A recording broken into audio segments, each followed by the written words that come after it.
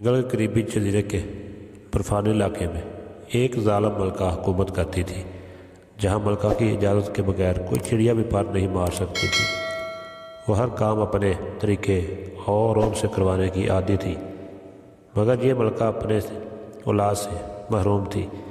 یہ شاید اس کی بدنصیبی تھی یا پھر رایا کی بد دعا کہ ملبہ اتنے عرصہ تک صاحب اولاد نہ ہو سکی۔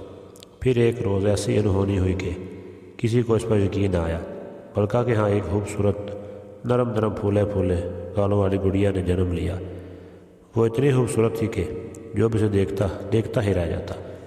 ملکہ نے اس کا نام شہر بانو رکھا۔ دن گزرتے گئے اور شہر بانو بڑی ہونے لگی، لیکن ایک حیرت انگیز بات یہ تھی کہ اولاد کی دولت پا کر بھی ملکہ کے رویہ میں کوئی فرق نہیں آیا تھا، بلکہ وہ پہلے سے زیادہ مغرور ہو گئی تھی۔ شہزادی شہر بانو کبھی کبھی اپنی ماں کے رویے سے پریشان ہو جاتی تھی۔ وہ سمجھتی تھی کہ سب انسان برابر ہوتے ہیں اور ان میں کوئی اونچ نیچ نہیں ہوتی۔ رعایا بھی اپنی شہزادی شہر بانو سے بہت پیار کرتی تھی۔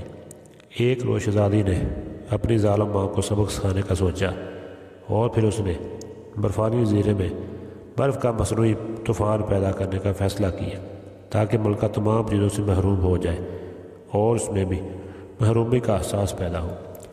اگلے زور ملکہ اپنے وزیر کو کسی غلطی پر گرج رہی تھی کہ محل کا دربان پریشانی کے عالم میں ملکہ کو طوفان کی خبر دینے پہنچا۔ یہ سن کر وہ بہت پریشان ہو گئی۔ اب تو اسے اپنے سب ظلم یاد آنے لگے جو اس نے رعایا پر ڈھائے تھے۔ ادھر طوفان بڑھتے بڑھتے محل سے دوار تک پہنچ گیا تو ملکہ اپنے رویوں پر لوگوں سے معافی مانگنے لگی اور آئندہ کسی پر ظلم نہ کرنے کا عہد کیا۔